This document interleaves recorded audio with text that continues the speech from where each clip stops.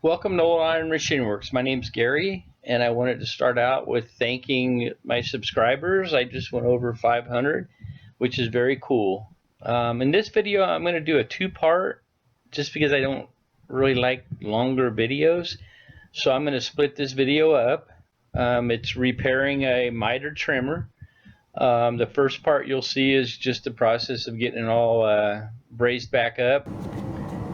And then in part two will be the machining and finishing it up. Here I'm showing the bore. It's got a precision bore, 1 1/8 hole, and then on the inside it's kind of got a precision machining lips on the inside. So later you'll be seeing where I'll be making a bushing that'll fit inside of it.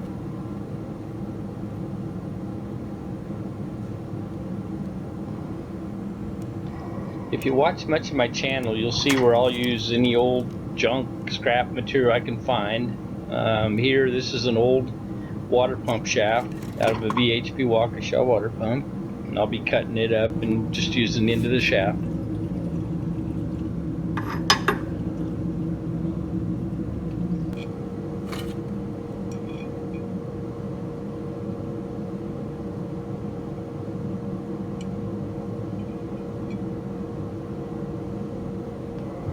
Here I'm just getting a measurement for how thick the bushing needs to be, or spacer, whatever you want to call it.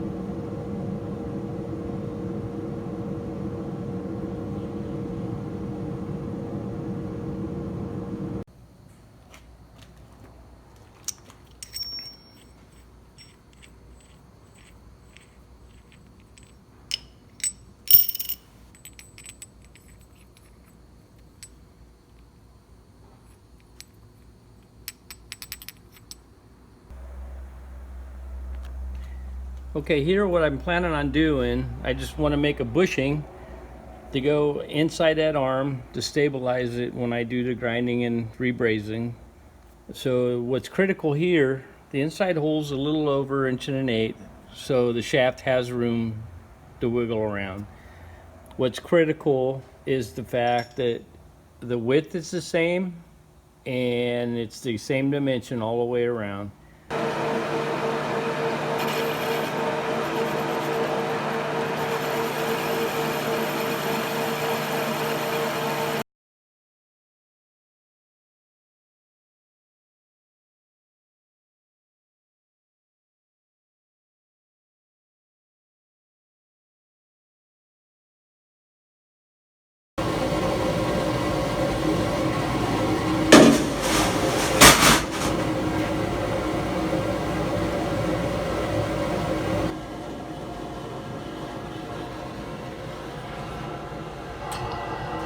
Here you'll be able to see the repair. In my book, not a very good repair. That plate was just a plate that was added on the top there. I decided I wanted to cut all the old weld out of there and then just do a nice braze job.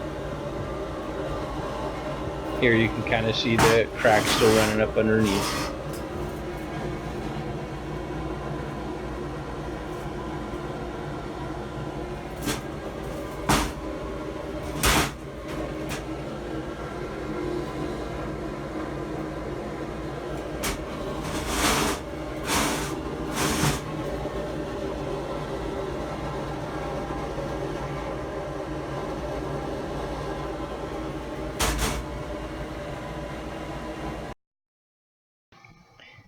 Rather than grinding it out, I just decided to take my zip wheel and just cut a big old V, just cut that whole weld out of there and have a nice clean surface.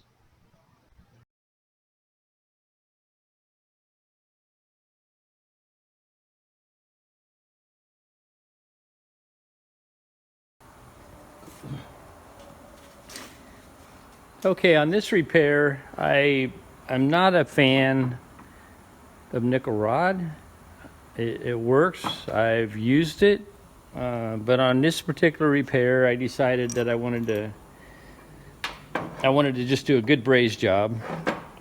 This plate, of course, gets cut out. That's something somebody added to it after it broke. But before I do that, I decided to cut out this nickel weld. Now, one of the complaints I see a lot of guys when they're brazing, in my opinion, they don't V it out enough. And to me, the more surface area you have that actually has bronze sticking to it, the stronger the weld's going to be. In this case, I actually wanted to get up underneath the weld and remove all the weld, which I did. I'm going to start by filling this back up, but before I do that, I want to stabilize this from warpage. As you've seen earlier in the videos, I've just started out with junk parts. This was an old junk water pump shaft out of a VHP Waukesha. It already has the 1.1" here, a little larger here, which works out good because it has a stop that it'll go up against. I generally find whatever junk parts I can find, to make it work. You can see where it protrudes here a little bit. So here I basically just have a nut that already has a recess in it. That's just a wheel lug. That'll slide over and right over that edge right there. Here's another, this is off one of the compressor rods. Totally got a recess, so it'll just push up against there. So at this point, I've already made this bushing, and once it tightens up, this is perfectly square, this edge to this edge. So once it's tightened up, it's going to keep these arms in perfect location. And I noticed when I was measuring it, it already had a little warpage to it. So that's going to be the closest spot right there where it's going to fit. And we'll just do a little tapping here.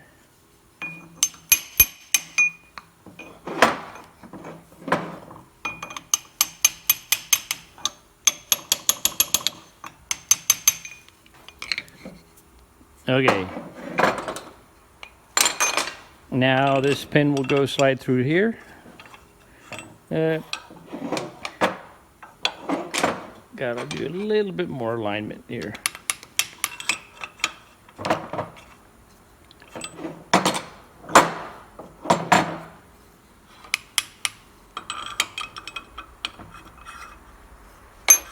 Okay, there we go. That's going to go in like so. That'll go up there.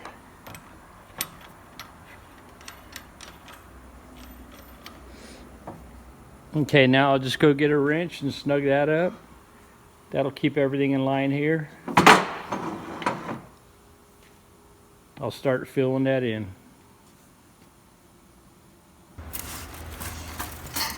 Here I'm digging around trying to find some larger brazing rod.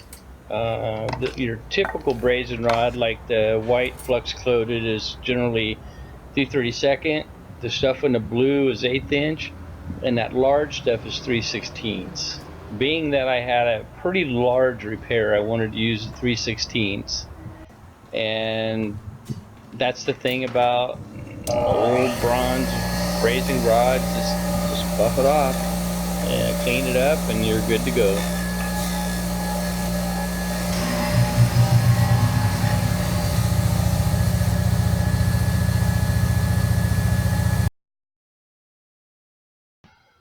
Here I've already preheated the housing and applying the rod. When you have big areas you're filling in there, the larger rod like 3/16 works so much better.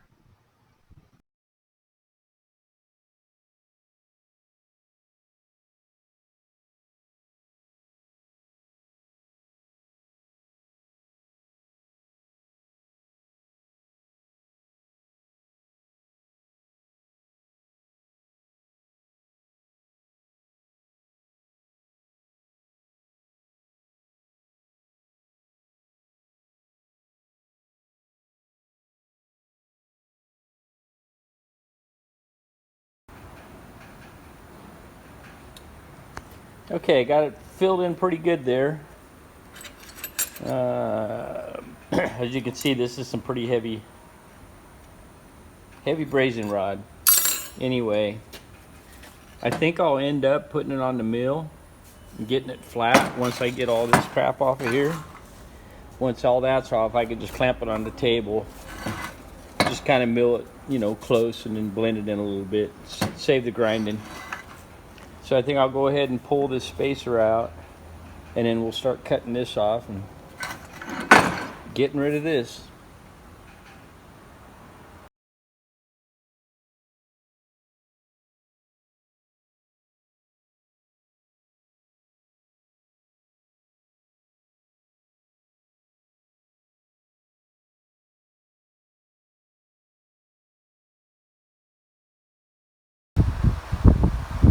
Yeah, as you can see, I made my cuts on the sides here. It didn't take much, and it just pulled right out. You can see where it kind of burned into the base material, but my experience with some nickel rod is it just makes everything so brittle. But anyway, we'll get her cleaned up. I apologize for that noise. I had the fan going and my phone picked it up. Okay, here's some more evidence of the nickel rod where they welded up this corner here. I'm going to grind it out, get rid of it. You can see down in here, right at my fingernail, is where it was broke, cracked. On this side here, a little hard to tell, but it runs right across here. So I'm going to go ahead and grind all this out and then braze up this whole section here.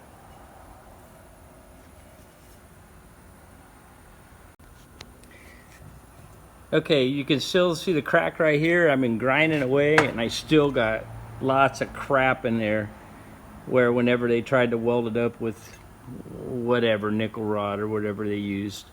So I'm going to still take it down.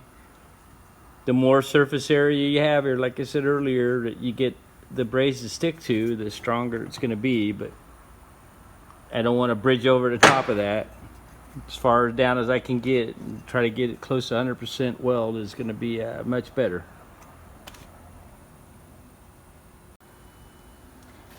Okay, I got this side cleaned up pretty good, where you can see right there at the crack. All this will be all filled in. I got really nice surfaces here to get the brace to stick to.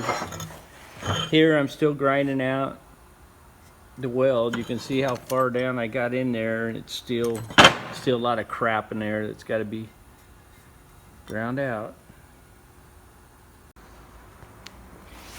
Okay, I got most of all old crap weld ground out of there. As you can see, I got it about as thin as you can get it. Anyway, time to start filling it in.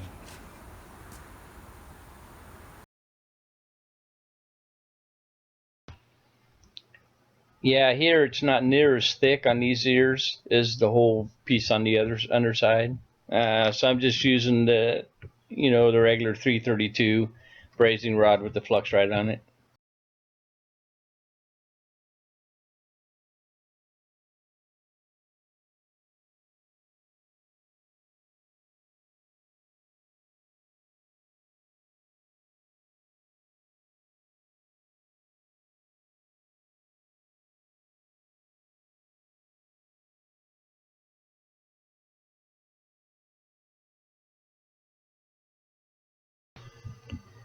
Here I went ahead and ground out the area where the weld pulled out from the cast iron. So I went ahead and just ground it out and then just kind of brazing it up.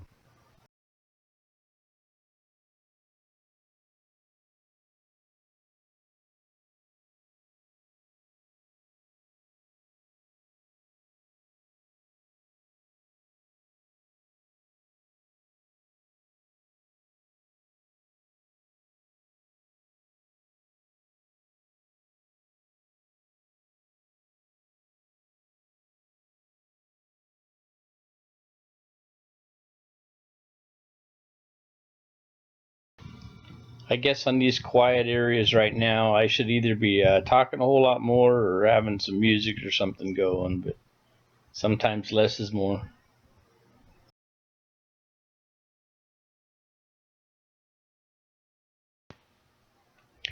Here I'm going to take the die grinder and just be out just the bottom areas of the cracks that were left, and then go ahead and get them braced up.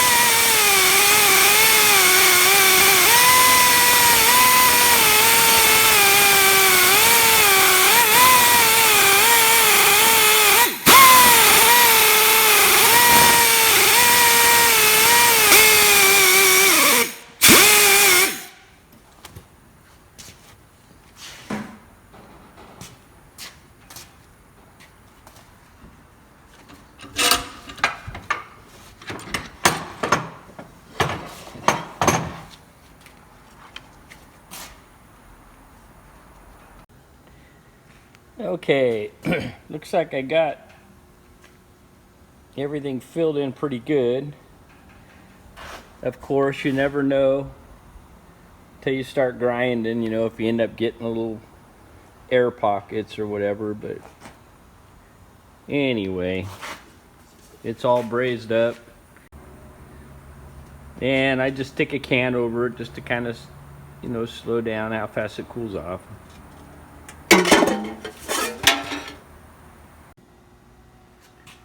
Okay, the main big weld I'm real happy with. I don't see any air pockets. This is the one that was really beat out. I appreciate whoever took the time to stop by and check the video out. Look forward to part 2. Part 2 will show the machining process and grinding and blending in. But once again, thank all my subscribers, and hopefully I can bring you a little more content a little more often when I'm not so crazy busy. Anyway, thanks again. Thanks for watching. Thanks for subscribing.